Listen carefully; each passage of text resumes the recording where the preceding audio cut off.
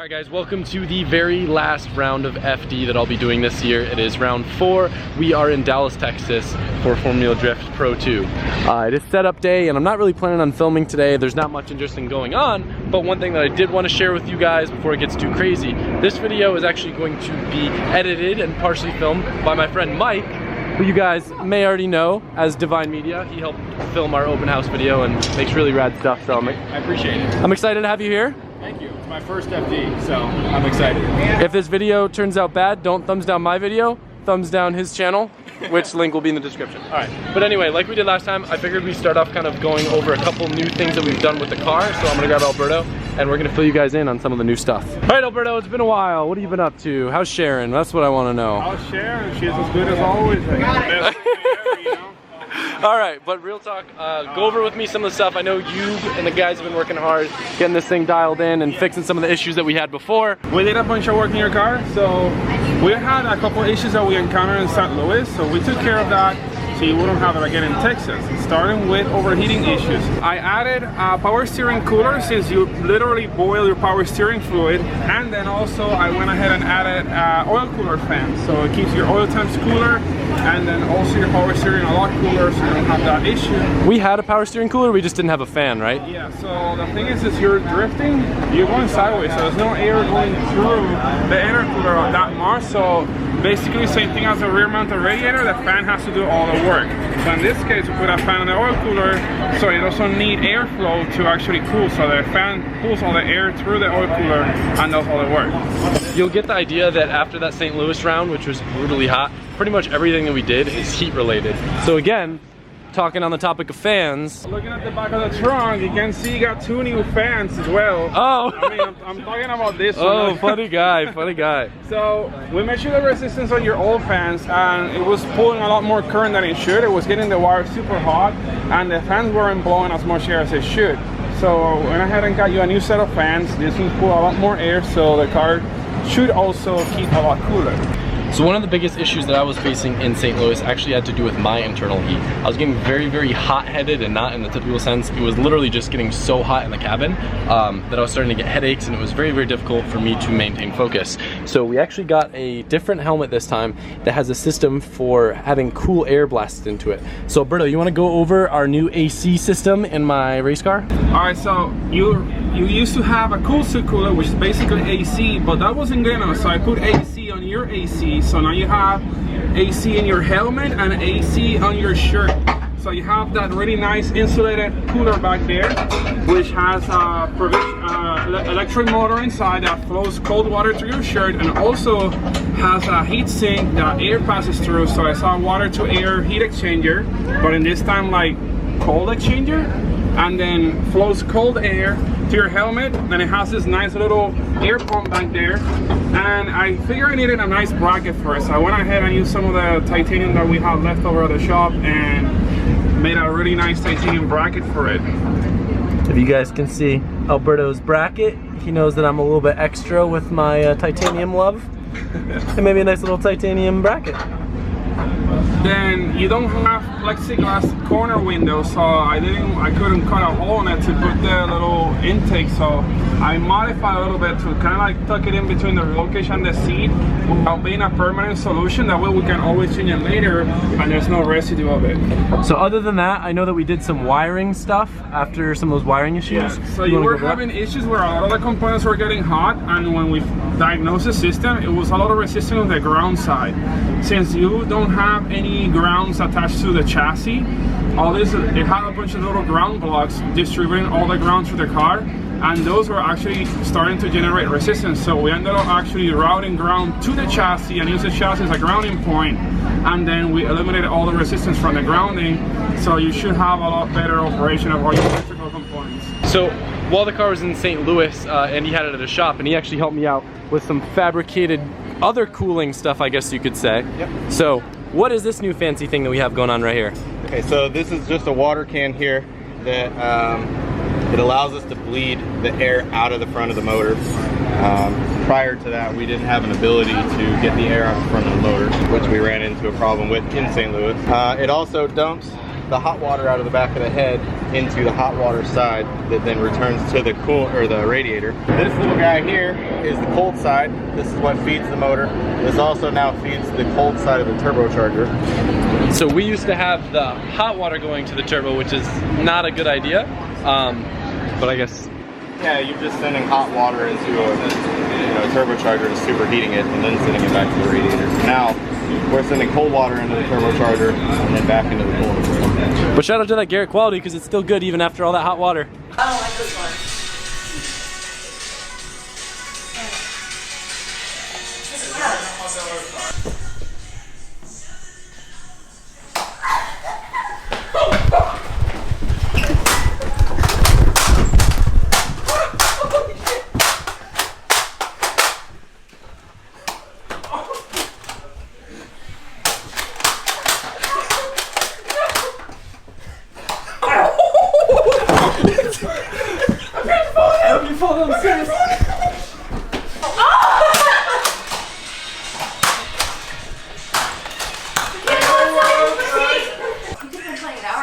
Oh, it's worth it. Yeah? Guess we'll find out. Oh, yeah. My God. I think we got an empty can I could test this bitch on. That one's... Oh,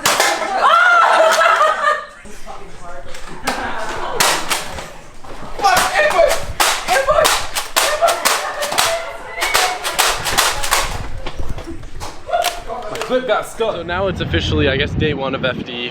It's qualifying day, practice day. And me and Chris are going out to the track to do what I think was the smartest move we did last time. And it's just watching Pro 1 practice. So when I go out there, I kind of have a good idea of what I need to do just from watching everybody, watching their mistakes, watching how they figure out the track. Made it super easy for me to figure it out. Put together a good qualifying run. That's what we're gonna do.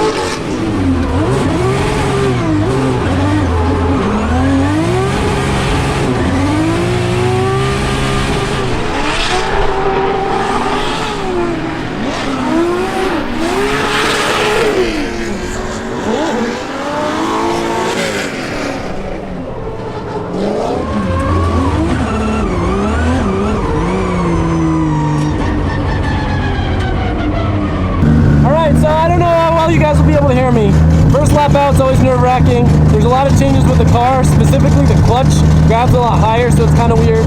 We're also like paying a lot of attention to my water temps because we're pretty sure either my block or my head is cracked.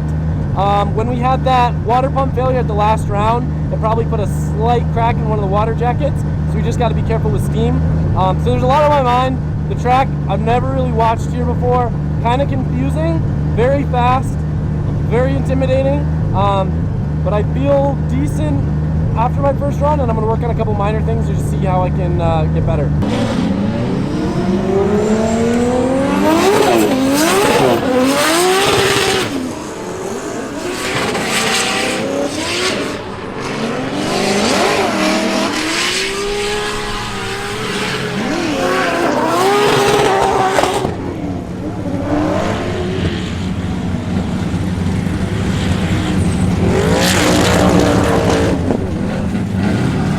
Dude, even with that cool suit, like, it is hot in there. How is it cold? Is it cold? Is it hot out here too? I can't even speak. It's It's really hot. Like, it's really freaking hot. I didn't realize how bad it would have been without that thing in my helmet until I took it out, and it was instantly just like whoosh. I was really struggling. So this track is really fast, and that third outer zone, which is like right after I transition, feels super counterintuitive to be full throttle all the way up until there, because it just feels like you're gonna go flying off track, and it's really hard to like get over that mentally. But once I did that once, it set me up a lot better for the rest of the track. I just noticed as the day went on, the car felt like it was getting grippier and grippier, maybe more rubber, more heat on the track. So we're gonna try to loosen it up a little bit, because right now it's just, if I lift or hesitate for a second, the car's like trying to rip itself right out of my hands. Did you see that last one? I was Dude, filming. I swear my front end lifted up when I got on throttle. It felt so cool. Yeah. Yeah, some of the cars are doing that. It looks like crazy. Nuts. It's nuts. It's hot. You're gonna be on the world's biggest TV here in a little bit. That's sick.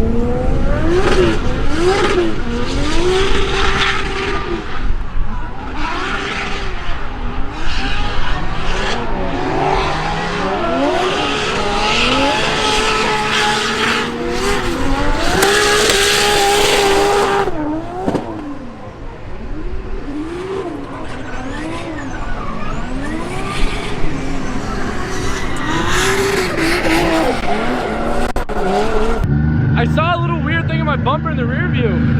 I didn't even hit anything. You're telling me that's from a cone? That's from a cone. Your spoiler saved it. What the heck? A cone ruined my fender. What the heck? That's ridiculous. I'm so sad, but also so happy, because that was a great run. Just like that, good as new. All right, how we doing out there, everybody? Thank you, and welcome to Texas Motor Speedway, playing host to round 4, the final round of the Link Engine Management Pro 2 Championship. This is the Advanced Auto Parts Showdown, presented by Rain-X, the Lone Star State.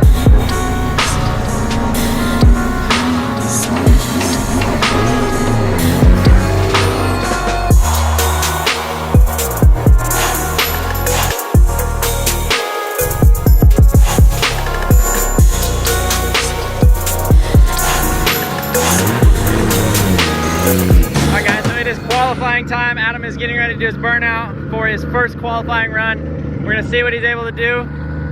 Already got some qualifiers on the board.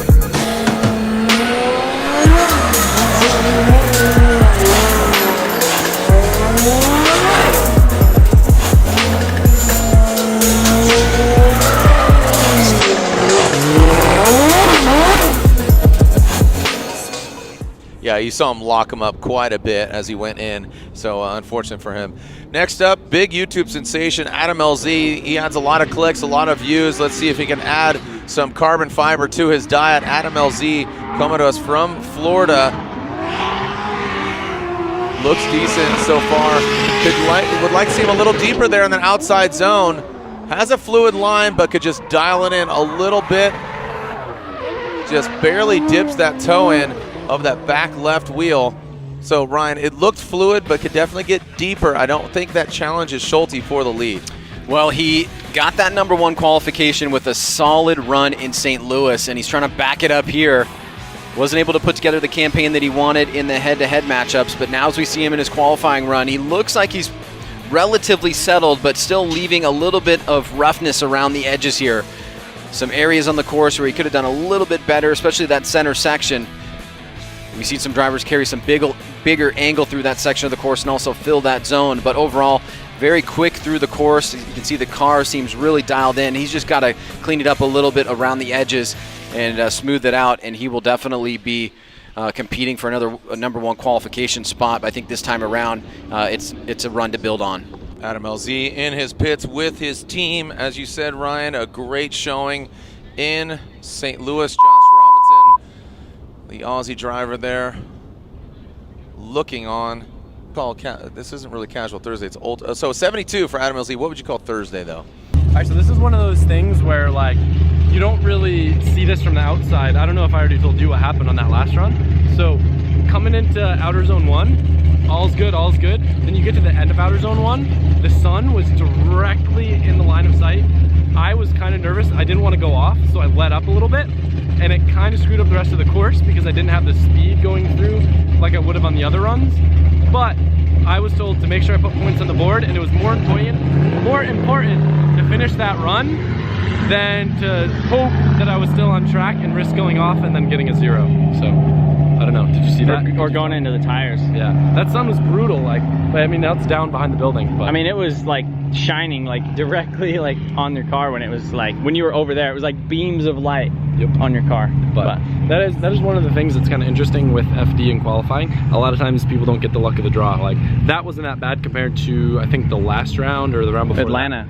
No, I think it was St. Louis with no lights. It got like dark and like you couldn't see anything. Yeah, but like your runs, you had plenty of light, but then like 8 guys after you, it was like completely dark. But then also in Atlanta, like the guy before you had a dry run, and then your run was a straight downpour. Like, I mean, they can't make it perfect every single run for every single person, but it's just kind of interesting, like the stuff that you don't see, you know? But yeah, or even really think about it. I don't think that run's going to qualify me if I didn't already get knocked out. But you were 10th or 11th. I think. Yeah, but I don't think a 72 is going to make the cutoff. I bet the cutoff's going to be closer to 80. That's my guess. Yeah. But the good thing is it's a solid score that we just build on, so.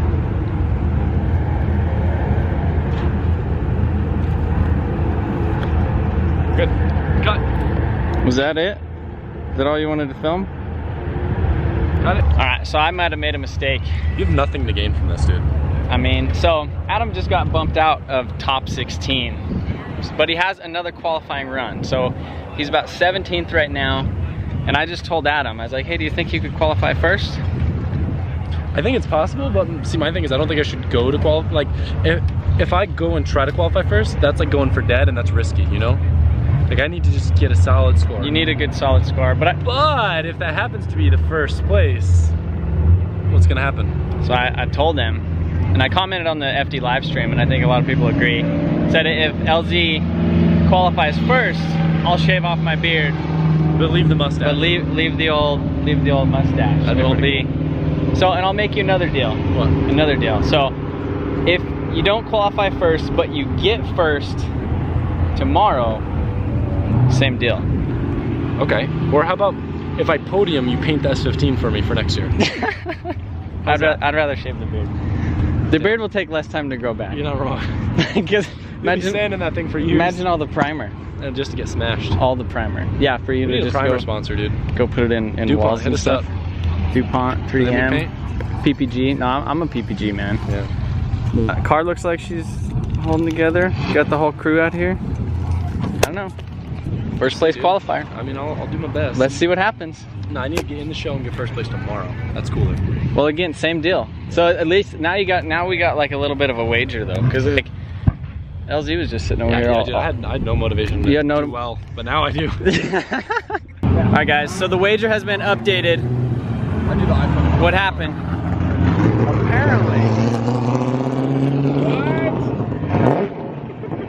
Alberto's growing a mustache. Wait, what? I already have a mustache. So, Trevor somehow convinced everyone that if I can podium tomorrow, which would involve me qualifying today, everyone's gonna go mustache. Everybody. Like, this thing right there is coming off. This one's coming off. Zach's is coming off. Yep. Shulman's is coming off. Chris is growing one. And Andy is growing one as well. This one out of the shavings. Yeah, well, we have to glue them on. We'll use some of yours. Yeah, we'll just use the really long ones of mine. First place. Alright, first place, you get them glued on. I'll take that. Alright guys, so there has been a little change of events. they're calling it for tonight, and we're actually gonna finish qualifying tomorrow. There's 20 or so drivers that need to qualify, but as you guys see, there's no lights out here on the track. The only thing that's putting off light is a big TV. But as far as the drivers, you really can't see, and as judges, you really can't see. And it looks a lot brighter on camera than it actually does in person. So I think they just called it no more qualifying for tonight. So I guess the mustache thing is on hold. So you guys are gonna have to stay tuned until tomorrow to see if it actually happens or not. So hashtag LZ Stash. We're gonna see what happens. Okay. All right, I got back, and Papa Pat's not happy about this lighting situation. I'm not pleased about this. So they were gonna make us run with that one light, and you said you guys all up in the spotter tower just throwing a fit. So I started after Kelsey's second lap. I was like, hey guys, it's getting a little dark. What's up with some lights? And the race director said, hey, we're working on it. It should be all right. And I said, well, we need to think about it. My guy's a few cars back. No lights, no lights, no lights. 3 guys on the road, 0. He could not see their cars. So I talked to Brewski, and he told me, he was like, yo, be careful, dude. It's super, super slick. You think it's just the lights? I think what happened was the slickness that he felt was he got on the rumble strips Because you can't see them. Yeah. And he looped the car and it went off. Me and the rest of the spotters kind of started raising hell a little bit, saying, hey, this is like not okay. Like something needs to be done. And FD honestly said, okay, let's figure it out. They took a break, they figured it out. I was worried another St. Louis situation was gonna happen, which luckily we didn't have to qualify in that. We were good. Yeah, FD stepped up. They said, you know what, we're gonna do it tomorrow, but we might have to be here at 6 a.m. So the tricky thing is when a situation like this arises, for whatever reason in FD, maybe because the cars are gripped up more, maybe you can add into this, track conditions impact driving so much more. Like in my normal cars, like it doesn't matter if the track's cold, if the track's hot, if it's wet, if it's dry, if it's got snow on it. With this thing, dude, like 3 cars go before me, more rubber on the track, entirely different car. Absolutely. So the question is, are they, and if so, how many practice laps are we gonna get? From what I was told by Formula D, at minimum we will get a lap, which should revert back to our settings we were running during the day today. You're gonna be fine, but they have to give us something because that's unfair if they don't. But with FD stopping tonight, I believe they're gonna step up and do the right thing and give us a lap in the morning. So unfortunately, tonight we don't know if we qualified or not, and we'll find out tomorrow. We don't know the fate. True. Of the stashes yet. Oh, hey, Pat's in on it too. You're in on it? Yeah, You're in on the LZ stash? He's going stash. I look like Mario, like full blown. We could dye it like your hair dark. I haven't had stash, only long hair. Yeah. So I might look more baseball player. Yeah.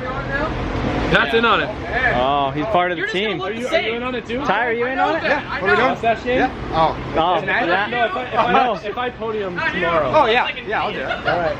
See, I got the trimmers. We're gonna have to get a fresh battery in them. Dude, that's gonna be a good vlog. Just trimming everybody's beards. See, and kind of the cool thing is they have to stay tuned for tomorrow's vlog. Yeah. Like they have to find out.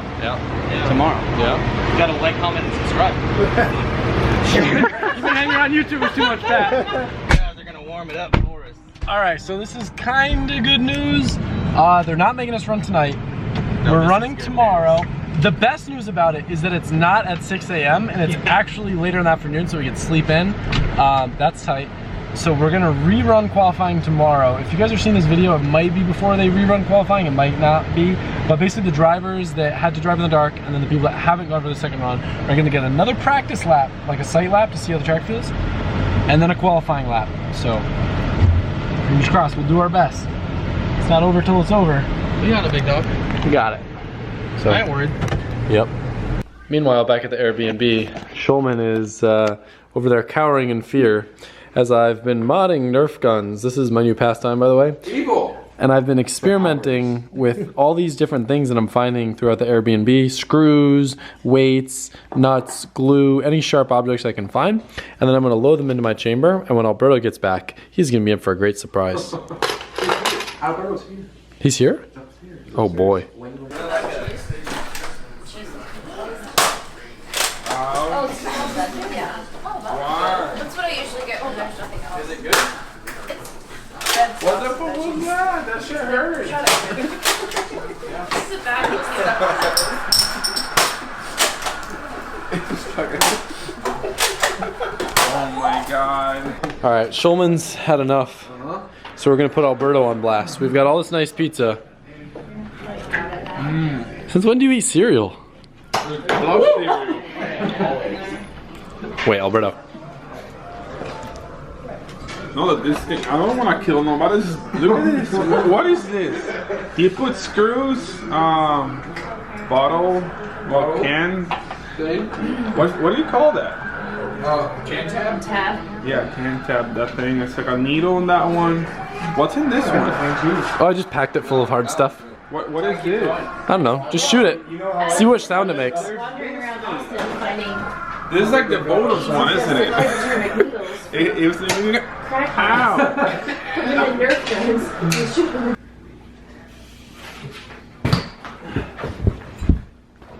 All right, so I just hit my head and that didn't go as smoothly as I wanted. This is gonna be the end of the video today. Make sure you give a thumbs up if you appreciated how well Mike edited this. I'm excited to have him on board and helping out for this round. And hopefully we do well tomorrow and I can compete and actually do some battles because that'd be really fun. So anyway, thank you guys for watching. Hope you enjoyed this FD video at the last round in Dallas, Texas. And I will see you tomorrow.